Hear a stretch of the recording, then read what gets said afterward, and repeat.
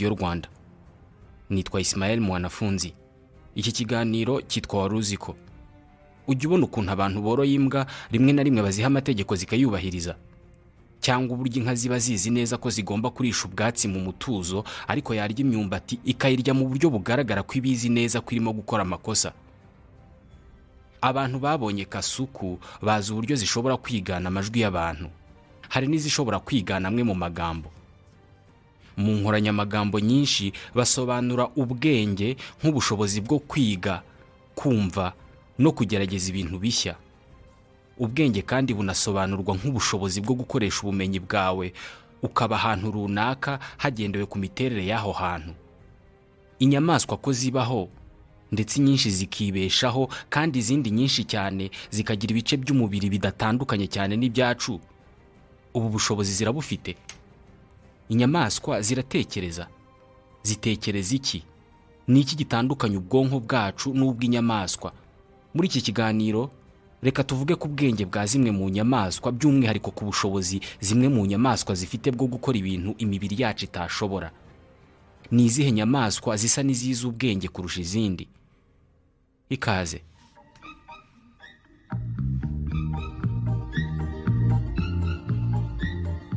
Ikintu gikomeye kidutandukanya n'inyamaswa ntabwo ari ukuba tuzi ubwenge bwo gushaka ibitubeshaho kandi neza gusa, ahubwo itandukaniro ry'ibanze rishingiye ku mibanire. Kuba tugira ibyago tukarira, inyamaswa ntizibikore. Kuba duhangayikishwa no kumenya niba abo dukunda bameze neza no kuba dufashanya mu bundi buryo ni ingingo ikomeye ishyira itandukaniro hagati yacu n'izindi nyamaswa. Ntabwo inyamaswa ipfa kugira ubufasha iha ngenzi yayo igihe itari yo mu muryango wayo. Iyo ishobora kubikora, ubwo nuko ifite ubwenge buruta ubw'izindi. Reka tuvuge kuri zimwe muri zo. Imwe mu nyamaswa zizwiho kugira ubwenge bwinshi, cyane cyane bushingiye ku kwibuka no gufata mu mutwe, ni inzovu. Inzovu niyo nyamaswa y'inyamabere nini kurusha izindi zose ziba ku butaka. Inzovu zimaze ibihumbi by'imyaka zizerera ibice bitandukanye by'umukenke bya Afurika. Gusa uyu munsi, kugira ngo inzovu zishobore kubaho mu buzima bwuzuyemo abantu bazihiga ngo bazikureho amahembe, ingufu n'ubunini bwazo ntabwo bukizihagije, ahubwo zikoresha ubushobozi bwazo bw'ubwonko n'ibyumviro byazo bikora neza inshuro nyinshi kurusha ibyacu. Ku nshuro ya mbere, uyu munsi ubuhanga bw'ubushakashatsi bushobora kugaragaza imikorere y'ubwonko bw'inzovu n'izindi nyamaswa mu gihe cyo gufata ibyemezo cyangwa se mu gihe cyo gutekereza ku kintu runaka. Buri minota 15 mu isi haba hishwe inzovu imwe ngo ikurweho amahembe. Mu 2011 buri munsi hapfaga inzovu 45 zigakurwaho amahembe ajya gukorwamo imitako akanakoreshwa mu bikorwa by'imyemerere mu bihugu byo mu burasirazuba bw'isi. Jeffrey Gettelman, umunyamakuru wa New York Times, avuga ko amahembe y'inzovu uyu munsi ari hafi ku rwego rumwe na diama yo muri Sierra Leone cyangwa se amabuye y'agaciro yo muri Congo mu guteza amakimbirane hagati y'ibihugu. Mu myaka 100 ishize, amamiliyoni y'inzovu yabaga ku mugabane wa Afurika. Zagiye zicwa n'abahigi b'amahembe yazo ku buryo ubu ngubu hasigaye nke. Richard Moller ni umuyobozi w'umushinga ubungabunga imibereho y'inzovu muri parike ya Tsavo muri Kenya. Muri parike ya Tsavo hahozemo inzovu nkuru cyane yitwaga Satao. Satao, inzovu nyinshi zayiciwe mu maso zishakaho amahembe.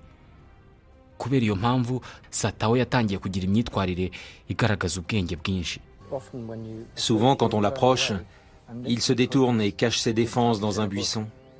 Buri gihe abantu bayegereye, ihitindukira igahisha amahembe yayo mu gihuru. Izi neza ko ifite ikintu abantu bashaka kuyambura. Irasa n'izi neza ko ifite ubutunzi, kandi ko abantu biteguye kuyica kugira ngo babutware. Comprendre qu'il possède un trésor et qu'on le tuerait pour l'obtenir.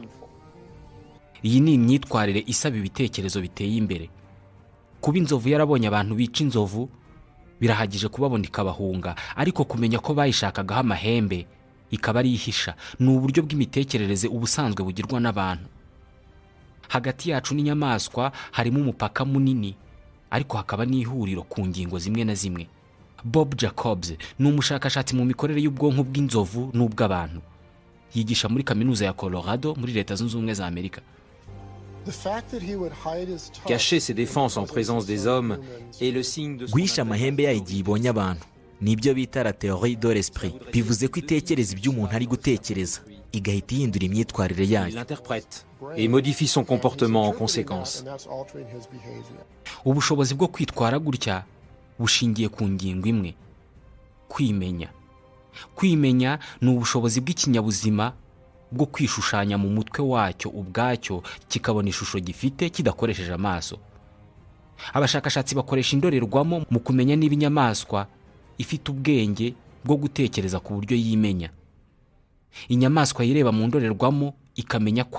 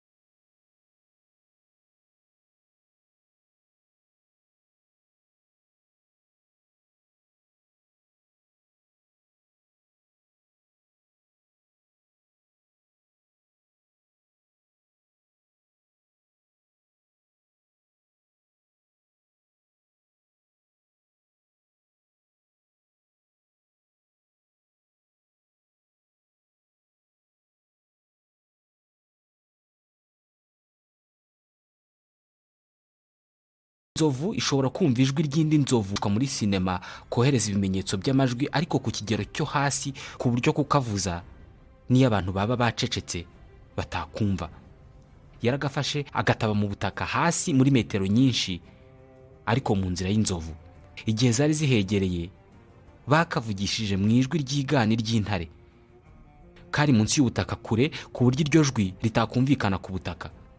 Barakavugije, inzovu zari zirimo zigenda n'urusaku rw'imirindi yazo ariko kakivuga zose zahise zihagararira icyarimwe, ntihagira n'imwe yongera kunyeganyega. Zose zihindukira zireba aho uwo mutingito uvugiye, maze zose zihita zinava aho hantu. Uku kugira ibyumviro bikora neza ni nako gutuma inzovu zumva ihindagurika ry'ikirere. Zumva inkuba n'ibicu biremereye bishobora kuvamo imvura ku birometero 150. Iyo inzovu yumvise guhinduka kw'ikirere gushobora gutanga imvura, ako kanya ihita ihagarara ntinyeganyege, ikazamura ukuguru kumwe kw'imbere ikwerekeje aho yumvise inkuba cyangwa kwijima kw'ikirere. Ibyo kandi ni nako ibigenza iyo yumvise gutigita k'ubutaka gutewe n'imodoka cyangwa ikindi kintu cyatigisa ubutaka kigana aho iri. Ni iki kiba mu bwonko bw'inzovu gituma zikora ibi byose? Ubwonko bw'inzovu bukubye inshuro 3 ubwacu mu bunini. Ubwonko iyo ari bunini, ubwo nuko buba bunafite akazi gakomeye ko gukora. Igice gisa na moteri y'ubwonko cyitwa cervelle, kiba hagana muri kano gatwe k'inyuma hafi y'urugu. Ku nzovu ni igice kinini cyane. Cervelle y'inzovu igize 1/3 cy'ubwonko bwayo. Twebwe cervelle zacu ni 1/4 cy'ubwonko bwacu.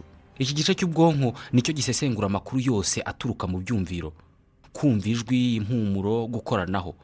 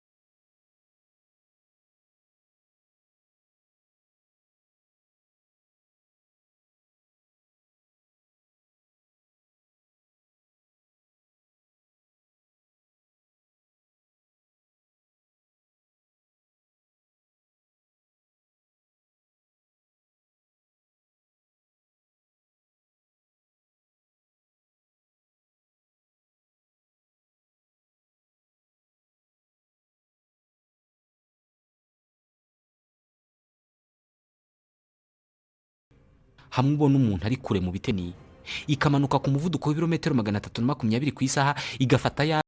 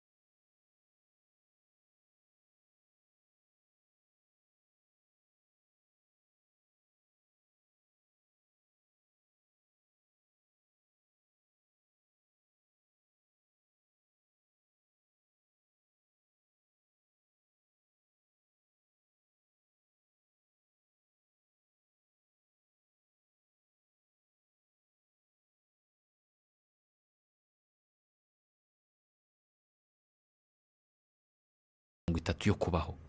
Ni igikorwa cyitwara nibura iminsi 150, amezi 5. Hari abantu batekereza ko mu nyamaswa zose zibaho ifi ariyo nyamaswa y'injiji. Mu myaka ya za 80 hari abashakashatsi bemeje ko ifi ifite ubushobozi bwo kwibuka ikintu mu gihe cy'amasegonda 3 yonyine. Nyuma yaho ikaba itakibuka ibyabaye. Amafi yakunze gutungwa agatoki ni twa tundi duto abantu borora mu mazu yabo mu aquarium cyangwa se poisson rouge.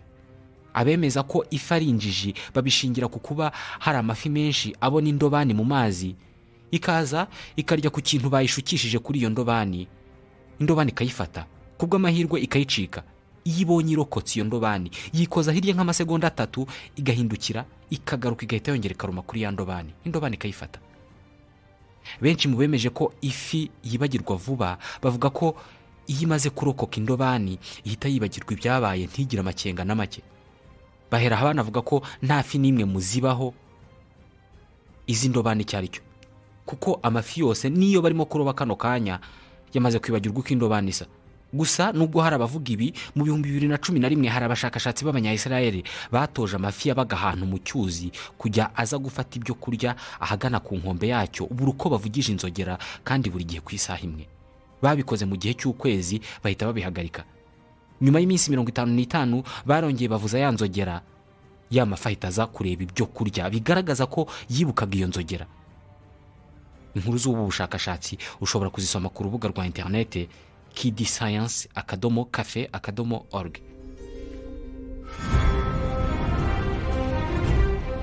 Umuntu wese utagira impuhwe, ubona ibintu bibabaza abandi, ntagaragaze kubabara, kenshi tumwita inyamaswa. Ikitugira abantu ni ukubona abantu bababaye bikadukora ku mutima. Ukareba film ibabaje, urabizi neza ko ibyo ari ibintu bakinnye, ariko ntibikubuze kurira. Nk'andi marangamutima yose, kwishyira mu mwanya w'undi muntu cyangwa se ikindi kinyabuzima nabyo bituruka ku bwonko. Mu kigo cyitwa Max Planck muri Luxembourg, abashakashatsi biga ingano yo kwifatanya kw'abantu mu kababaro mu gihe cy'ibyago cyangwa se cy'ibibazo runaka. Bakoresheje ibyitwa IRM, imagerie par résonance magnétique, cyangwa se uburyo bw'ikoranabuhanga bwo kureba ibikorerwa imbere mu mubiri w'umuntu. Bareba ibikorerwa mu bwonko bw'umuntu urimo kumva inkuru y'akababaro. Bafata umuntu bakamushyira mu cyuma, ubundi bakamwereka amashusho y'umuntu urimo kubara inkuru y'akababaro yamubayeho. Bareba ibyo ubwonko bw'uwo muntu bukora mu kumva iyo nkuru. Niba ibinyabuzima bishobora gusangira amarangamutima aturutse ku byabaye ku kindi kinyabuzima cyo mu bwoko bwabyo, nuko buri kinyabuzima cyose gifite ubwonko kiba gifite utunyangingo tw'ubwonko twitwa neurones miroir, utunyangingo tw'indorerwamo. Buri gihe iyo urebye umuntu mu isura, hari utunyangingo tubika amakuru y'ibintu uhuriyeho n'uwo muntu. nitwo tunyangingo tw'ubwonko dufasha umuntu kwishyira mu mwanya w'undi muntu. aha niho haturuka akababaro ugira iyo umuntu arenganijwe ubireba kandi wowe nta kibazo ufite. aha ariko ni naho haturuka ishyari. ishyari naryo ni ubundi buryo bwo kwishyira mu mwanya w'undi muntu. umuntu yari yafata ibintu akabikuba ku menyo ye, ukajya wumva nawe amenyo yawe ari kukurya. cyangwa se umuntu barimo kumukura iryinyo, ababireba nabo bakifata ahagana aho amenyo aherereye.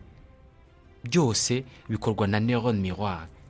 kubera icyo utu tunyangingo tw'amarangamutima yo kwifatanya n'abandi twaba ku muntu gusa, kandi umuntu nawe ari nyamabere. Dr Philippe Kanske ni umuhanga mu mikorere y'ubwonko bw'ibinyabuzima. ubushakashatsi bwakorewe ku binyabuzima byinshi bwagaragaje ko ibice bimwe na bimwe by'ubwonko bwabyo ari bimwe, ariko by'umwihariko uduce tw'ubwonko dushinzwe amarangamutima. ibi byatumye dutekereza ko utu duce dufite imikorere imeze kimwe ku bantu no ku nyamaswa, by'umwihariko imbwa. nibyo, imbwa ishobora gutandukanya isura y'umuntu ubabaye n'iyo wishimye. Budapest muri Hongria, muri kaminuza Holland Etvos, abashakashatsi bagerageje kumenya uburyo bw'imikorere y'amarangamutima mu bwonko bw'imbwa. mu byuma byabo bitegereje ubwonko bw'imbwa irimo gutekereza. bari bagamije kureba itandukaniro n'ihuriro riri hagati y'ubwonko bw'umuntu n'ubw'imbwa. imbwa imwe barayifashe bayishyira mu byuma bituma bareba mu bwonko bwayo, maze bayumvisha amajwi avuga gutya. ni utuhe duce tw'ubwonko bw'imbwa dukora iyo irimo kumva amajwi y'izindi mbwa? imikorere y'ubwonko bw'imbwa igenda ihinduka bitewe n'amajwi yumvise. mu gihe kirekire abahanga mu mitekerereze batekereje ko inyamaswa zigendera ku maguru abiri arizo zonyine zifite uduce tw'ubwonko dushinzwe kumva amajwi ya ngenzi zazo. mu bwonko bw'umuntu hari icyitwa cortex auditif. aha niho hari zone ishinzwe kumva mu buryo bwihuse ijwi ry'umuntu. mu ijoro cyangwa se ku manywa, iyo wumvise amajwi y'imbwa zirimo kurwana, ushobora guhita wikomereza akazi kawe nta kibazo. ariko umuntu wese wumvise umuntu ataka ahita abwira abandi ati muceceke twumve. cortex auditif, iyi zone imbwa irayifite. ikindi imbwa zigira ni ubushobozi bwo kureba. ku birebana no gucya kw'amashusho turayirusha, kuko yo ibona ibintu byose mu bururu n'umuhondo gusa. mu maso y'imbwa nta cyatsi n'umutuku bibamo. imbwa zose zibona neza ibintu biri hafi gusa. kuri zo muri metero 5 ikintu kizamo ibihu. gusa imbwa zifite ubushobozi bwinshi bwo kubona ukunyeganyega kw'ibintu. ishobora kumenya umuvuduko w'urukwavu rurimo kwiruka ruri mu kilometero kimwe. uri mu kilometero kimwe ugakora ikimenyetso cyo kwihamagara, irakibona neza cyane. mu birebana n'umuvuduko wo kwinyeganyeza kw'amashusho, imbwa iraturusha cyane. ireba amashusho 50 mu isegonda, mu gihe twebwe tureba amashusho 16 yonyine mu isegonda. kureba amashusho menshi mu isegonda bisobanuye ko amaso yawe aba afite ubushobozi bwo kureba ibintu byinshi biba mu kanya gato. abantu bakora ibya maji byabagora kubikora ngo imbwa ntibivumbure. iyo imbwa irimo kukwirukankana, ibibona neza uburyo uzamura ikirenge gahoro gahoro ukagisubiza hasi ukongera gutyo gutyo.